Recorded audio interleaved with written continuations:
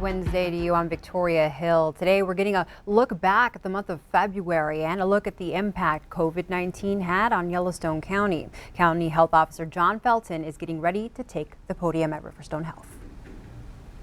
A year ago today, we had no idea how severely this new coronavirus would affect people all over the world, including us right here in Yellowstone County. More than a month before our first Yellowstone County positive case of COVID-19 was reported, which was on Friday, March 13th of 2020, members of our Unified Health Command, including Riverstone Health, Billings Clinic, St. Vincent Healthcare, and Yellowstone County Disaster and Emergency Services, had been meeting to plan for the eventuality of the virus infecting our community. Since then, nearly 16,500 Yellowstone County residents have tested positive for COVID-19. And 1,074 of those people have been hospitalized. At least 240 people in our community have died of COVID-19 related illness over the last year. The numbers are staggering. By comparison, in a typical year, our county experiences about 1,100 confirmed influenza cases and 5 deaths. During this pandemic year, COVID-19 accounted for 15 times the number of cases and claimed more than 45 times the number of deaths compared to influenza in a typical year. Each of these deaths is deeply felt. These are not abstract numbers. Each one represents the loss of someone's father, mother, sister, brother, son, daughter, grandparent, or even great-grandparent. In Yellowstone County, the youngest person to die from COVID-19 was 20-something. The oldest is over age 100. By conservative estimates, if each of these roughly 16,500 people infected with COVID-19 had just 4 close contacts, at some point, 82,000 Yellowstone County residents were either isolated or quarantined. Think about that. Half of the Yellowstone County population has been medically impacted by this pandemic. No other disease has ever affected our community more than COVID-19 has. Many people who were infected with this virus were hospitalized and severely ill for weeks. In November and December, St. Vincent Healthcare and Billings Clinic added dozens of hospital beds to care for the surge in COVID-19 patients, which at one point was 152 patients per day at our 2 hospitals. Please remember that these hospitalized patients were added to our normally busy and full hospital caseloads at that time of year. Hospitals had to expand their capacity of their intensive care units and relied on out-of-state temporary professionals to augment their staff to care for the large number of patients from Yellowstone County, eastern Montana, and the surrounding states that we serve. At the same time, some of our local healthcare professionals were unable to work because they too became ill or needed to quarantine because of exposures to others who were sick. At Riverstone Health, the surge in COVID-19 cases overwhelmed our public health case investigators. Never before had we needed to track hundreds of new communicable disease cases at the same time, week after week after week. Fortunately, now we're trending in the right direction, with the number of cases and hospitalizations decreasing. However, this virus is still circulating, it's still making people sick. It's still proving fatal, with 34 Yellowstone County deaths reported since January 1st, 2021. On the bright side, our county statistics for February are the best we've seen since June of 2020. In February, 759 Yellowstone County residents tested positive, compared to 89 in June. In February, 53 county residents were hospitalized with COVID-19, compared to 5 in June of 2020. And in February, 10 of our county residents died of COVID-19 related illness. In June, only 1 resident died from the virus.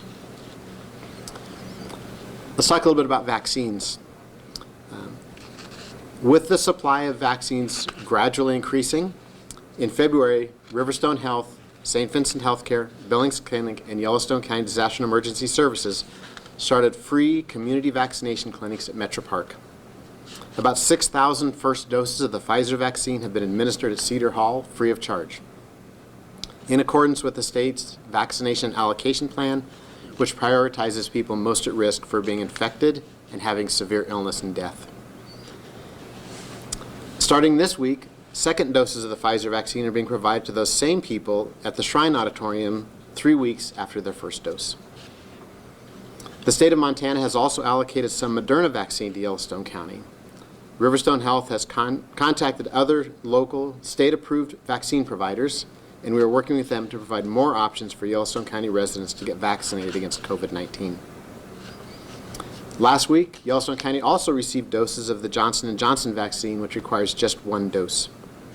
Our Yellowstone County Unified Health Command team of public health and infectious disease specialists has recommended that this 1-dose vaccine be targeted for people in our county who meet the state's vaccine eligibility requirements and are homebound, living in senior apartment complexes, are homeless, incarcerated, or other folks who might have a difficulty getting a second dose of the vaccine. We are working with other community organizations to get the Johnson & Johnson vaccine to these people. In all, as of today, 47,504 COVID-19 vaccine doses have been given in Yellowstone County, and 19,409 Yellowstone County residents are now considered fully immunized. Earlier this week, the Centers for Disease Control and Prevention issued its first guidance for what fully vaccinated people can safely do. We expect that these guidelines will be updated as doctors learn more about how long the vaccine protection lasts. Because the virus has been on for just over a year and the vaccines are new, we don't yet know how long they will provide immunity. And we don't know how long immunity will last for people who have actually had the COVID-19 disease. These new CDC guidelines are definitely good news for the nearly 20,000 residents of Yellowstone County who are now fully vaccinated. The CDC recommends fewer restrictions for fully vaccinated people. Fully vaccinated means that you're at least 2 weeks past the time you received your final recommended dose. So that's 2 weeks after your 1 dose of Johnson & Johnson vaccine, or 2 weeks after receiving the second dose of the Pfizer or Moderna vaccine. Here's what the CDC says people who are fully vaccinated can do. They can be indoors with other fully vaccinated people and don't have to mask or physically distance. They can be indoors with unvaccinated people who are members of the same household and are at low risk of disease. What this really means for some of us who are grandparents is that fully vaccinated grandparents can now visit with their grandkids, even if those grandkids aren't vaccinated. If they're exposed to a person who's tested positive for COVID-19, fully vaccinated people don't need to quarantine unless they develop symptoms of COVID-19 illness. And fully vaccinated people are still advised to wear masks and physically distance in public, avoid crowds, and keep washing your hands well.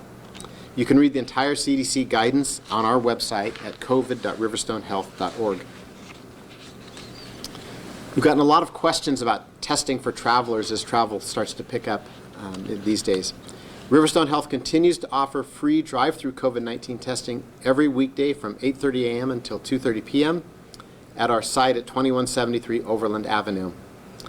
Both a rapid test with results in 20 minutes and a molecular test that is sent to the State Public Health Lab are available to anyone age 5 and older at no cost.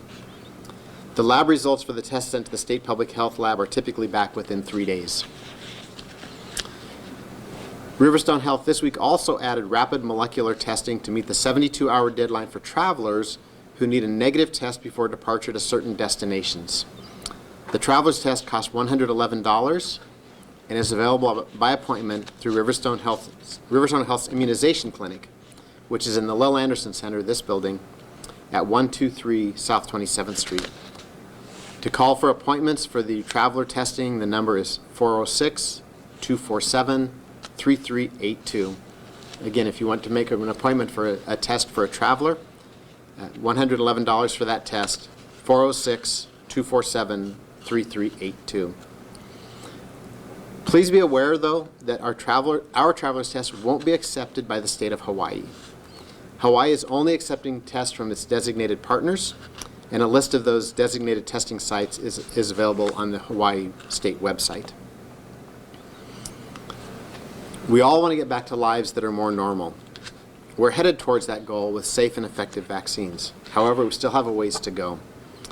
Vaccinating more than 70% of a population is expected to dramatically slow the spread of COVID-19 in our community. Bless you.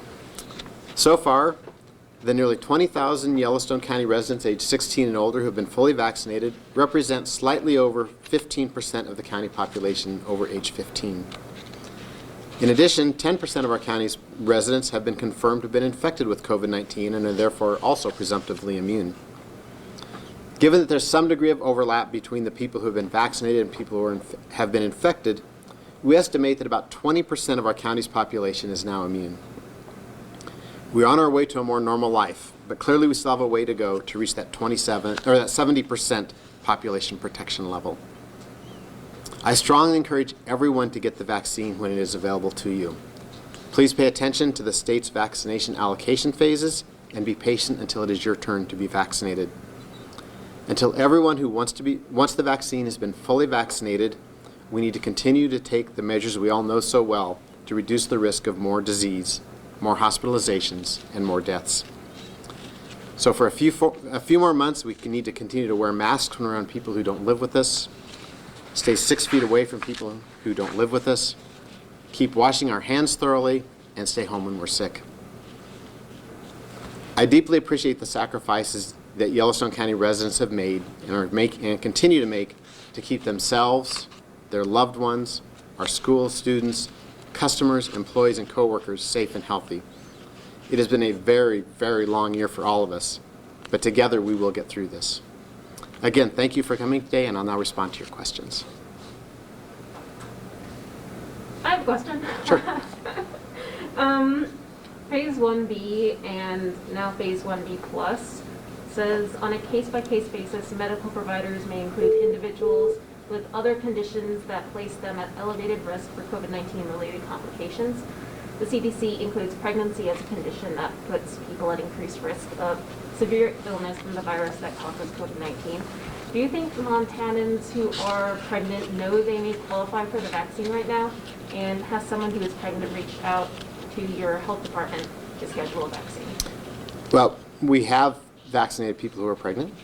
And, physicians are well aware of the CDC's guidelines. And I think that piece that's in there that allows that physician decision-making is in recognition of that there are certain conditions that might be very rare that wouldn't be on that list, but those people should be vaccinated. So I think it's just a way to make sure that everyone, there's some individual judgment, medical judgment. But yeah, I think we've had a number of cases, a number of people have called me saying, I have this condition, can I get vaccinated? And I simply refer them to their physicians, and some of those folks have gotten their physician to direct them to get vaccinated.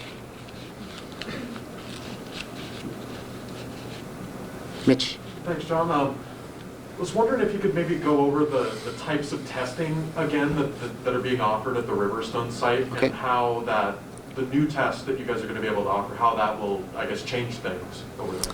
So at the testing site, we have rapid antigen testing, and that takes about 20 minutes to get a response.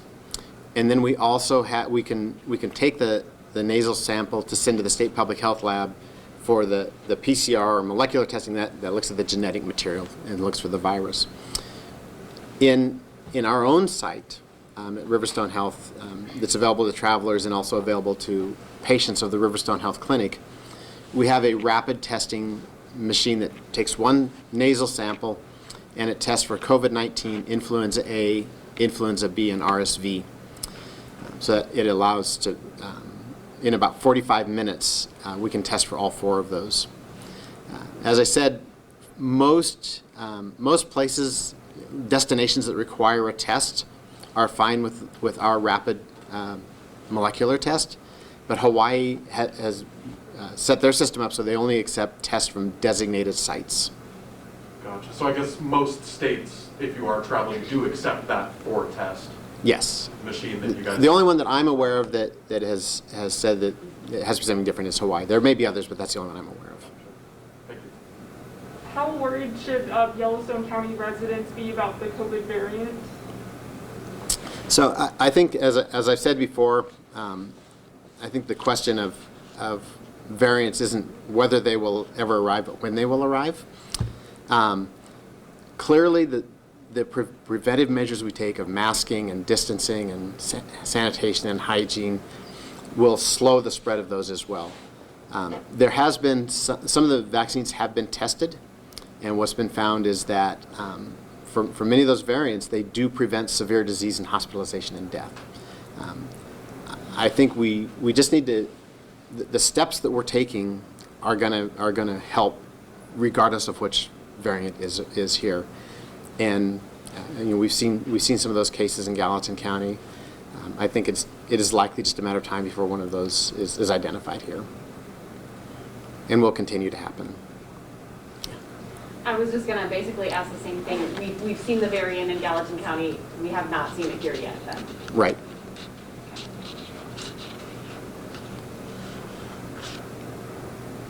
This is Mari with the Billings Gazette. I had a question. I can't remember if you said so, but the number of COVID-19 patients in the hospitals, I guess, over the course of February. And I was curious if the hospitals have ever had, super low COVID patient numbers since the fall, or if any of the COVID floors have been empty. I just was curious about the patient. Yeah, so Mari, when we peaked out in late November, we had over 150 COVID-19 patients in our two hospitals. We were up somewhere around 40 plus in the intensive care units and 30 some odd on ventilators. Today's number in our two hospitals combined, there are 14 COVID inpatients, so about less than 10% of our peak. There are 4 patients in the ICU with COVID-19, again about 10% of the peak, and there are 2 patients on ventilators. Since I've been following this, I certainly haven't seen a day of 0 COVID-19 patients, but this is the lowest number we've seen in a long, long time. Okay, thank you.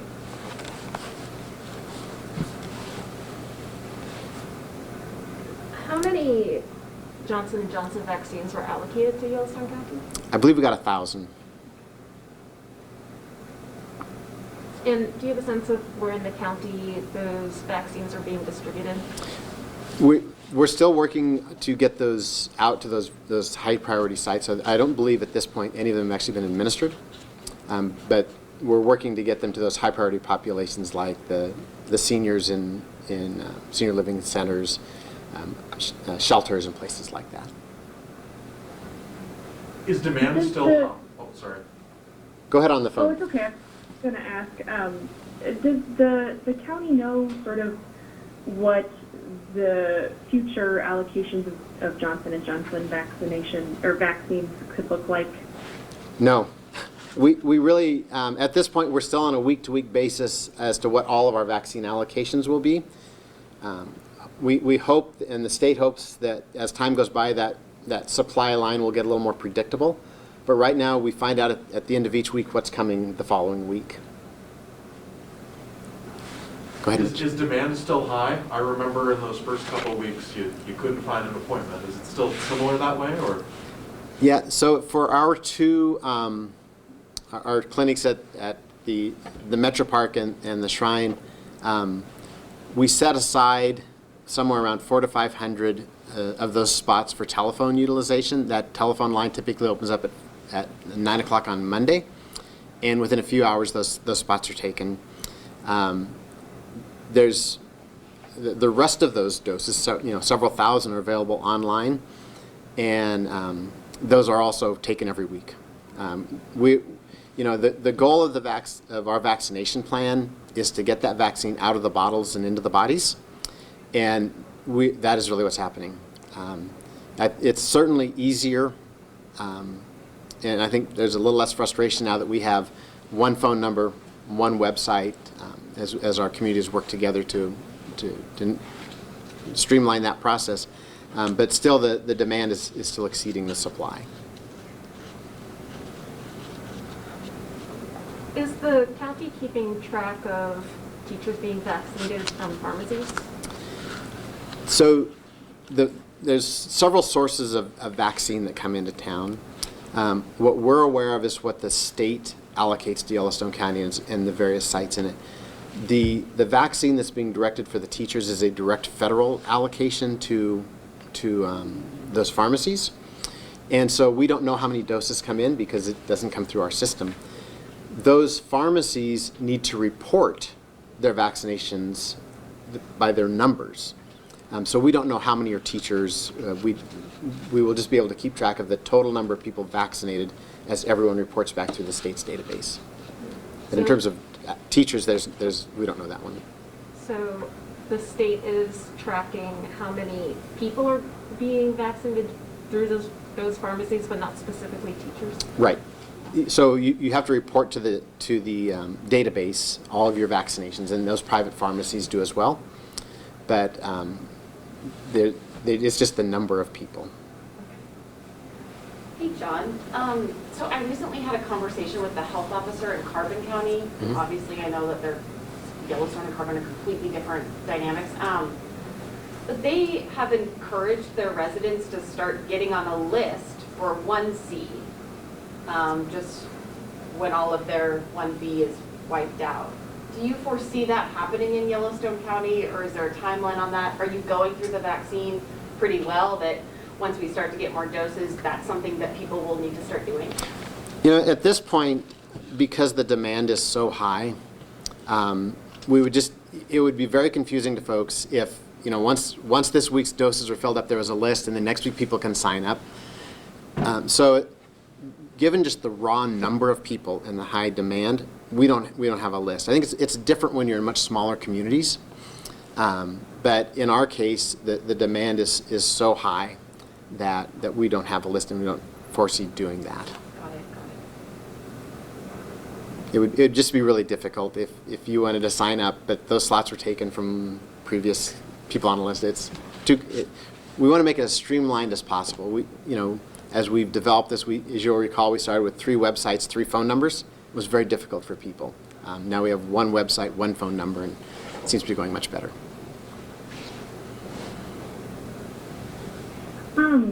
I know that the county got an uptick in vaccines this week. I think about 3,500 doses. Right. Mm-hmm. And I wasn't sure of. I think you said 1,000 were J&J. Is that right? That 3,500 is what we're administering this week. So it doesn't include the Johnson & Johnson doses. Okay. And I'm curious if you know, how many people who fall into phase 1B plus, how many Yellowstone County residents fall into that phase at all? So we can do sort of the same population kind of estimate we did for 1B. So it's estimated that 1B plus will add between 100 and 140,000 people statewide. So 15% of that is somewhere in the range of probably 15 to 20,000 in Yellowstone County, somewhere in that general range.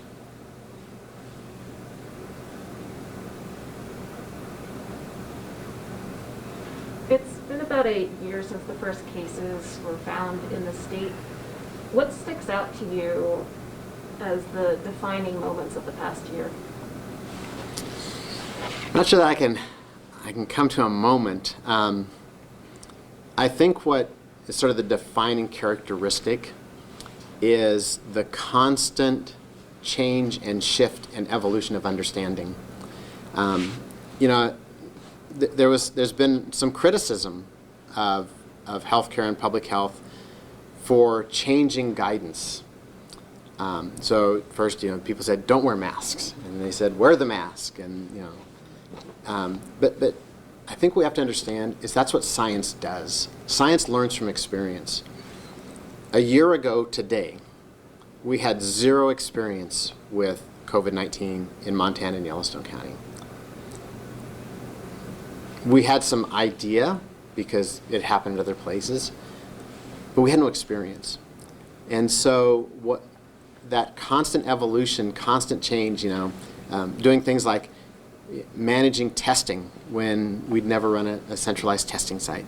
Managing, we'd done centralized vaccination clinics, but never to this degree and never for this long.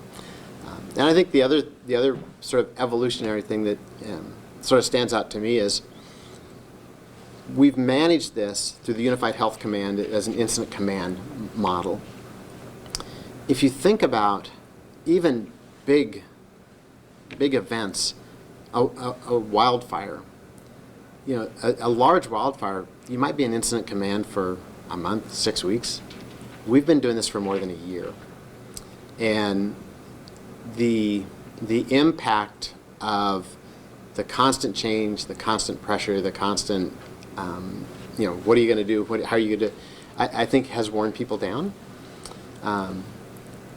I can tell you that just from the perspective of our organization, we're a very different organization than we were a year ago because we've had to adapt.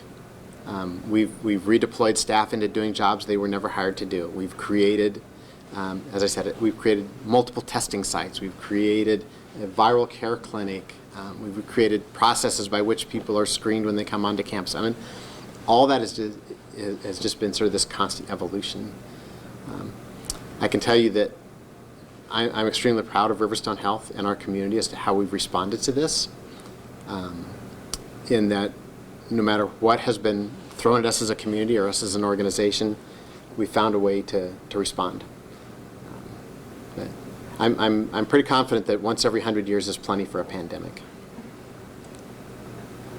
Go ahead, Mitch. Sean, I was hoping you could help me maybe in a nutshell compare where we are right now, February, to the peak back in November, you said, right? Be in a nutshell, what's that look like right now? So in November, mid-November, Yellowstone County was receiving 170 new cases a day. Today, we're receiving about between 15 and 20 on a typical day. The ability to case investigate and contact trace and quarantine and isolate is very different at 170 new cases a day compared to 20 new cases a day. Our hospitals, as I mentioned, you know, we had created additional ICU beds. We brought in additional staffing. You know, we had full hospitals plus 150 COVID-19 patients. Now we have our typical caseload in our hospitals plus 14 or 15. You know, the reality of viral disease is it kind of waxes and wanes. And so it wouldn't surprise any of us if we see some increases over time. But where we are in terms of the way people are managing their own safety with masking and distancing, as well as the availability of vaccines, hopefully we'll never see that again. It was an extremely difficult time. You heard about the challenges for staff who are just, you know, being the one to hold a patient's hand while they died because their family couldn't be there. You know, those are very difficult times for people. Thank you. Any other questions? I know that with the vaccine, everyone is eager to get back to normal. Mm-hmm. Is that a reasonable expectation for people to have, or do you see some aspects of life changing more long term? Yeah, I don't think you can go through something like this and not have some sort of evolution of how things work. I think we will get back to the times that we go out and do the things we want to do. We go to games, we go to concerts, we go out to eat. But many people have made decisions about where they go and what they do based on sort of their evolved sense of personal safety and security. And so I think we'll get back to what feels normal. I don't think it'll be quite what it was. And I think that's true in any sort of really significant event. You know, life after a war is different than life was before a war just because of what people have been through. I'm not saying that COVID-19 is a war, but it's impacted us. It's impacted our sense of how we interact with people and where we go and what we do. And so society will shift a little bit. I think we'll adapt to whatever the new normal is, and someday it'll just be the normal. But I think there'll be changes. It's human nature.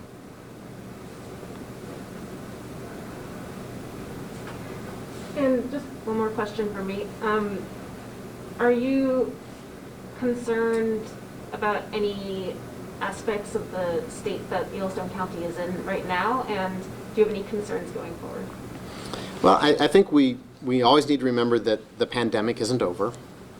We're still seeing 15 to 20 people a day getting sick. We're still having patients in the hospital. Sadly, we're still telling the community several times a week of people who have died. So, yeah, we still need to be careful. Until we get that really high level of immunity, we need to continue to do the things we're doing. And I think also we just need to be prepared for the expectation that at some point cases will rise. It's typical of viral illness. It doesn't mean anyone's failed it. What we hope happens is more people get vaccinated. Those variations get small. So a few more cases or a few less cases. But this is not, I believe, a disease that will be eradicated. This is a disease that's going to be here. And sort of similar to your previous question, we need to learn to live with it.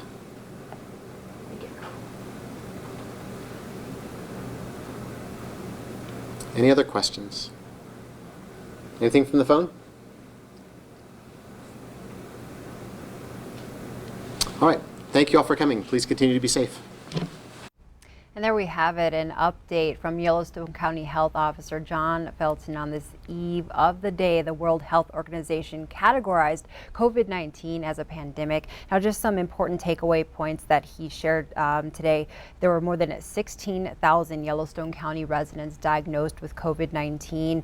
1,000 were hospitalized and 240 died. Now, of those 240 deaths, the youngest victim was just in their 20s, and the oldest victim was more than 100 years old. He also made a comparison to the flu from previous years. He said Yellowstone County had 15 times the number of cases of COVID-19 and 45 times the number of deaths in Yellowstone County for that. He also offered an update on the vaccine situation. He said of the 1,000 Johnson & Johnson vaccines that have been allocated to Yellowstone County, those will go to the homebound, the homeless, people living in senior living facilities, basically the people that might have a hard time getting out of their home for a second round of vaccination. So far, more than 47,000 people have received a dose in Yellowstone County, but 19,000 are fully immunized. He says that the demand is still exceeding the supply, but Yellowstone County will continue with a streamlined approach so everyone's on the same page and getting the same opportunities to be vaccinated depending on what level you qualify for. And he also offered information for anyone looking to travel outside of the country. He says you can call 247-3382. That's the phone number to Riverstone Health. The traveler testing cost $111, and they'll be scheduled those appointments depending on which country you're going to if they require travelers COVID-19 test. And to finish things off, he made a comparison from the highest point of the pandemic to our current situation now. He said that Yellowstone County was diagnosing 170 people per day in Yellowstone County with COVID-19, and right now that number is between 15 and 20 people a day. Well, you can look online, ktvq.com, and join us later on this evening at 5:30 for more on the latest. We'll see you then.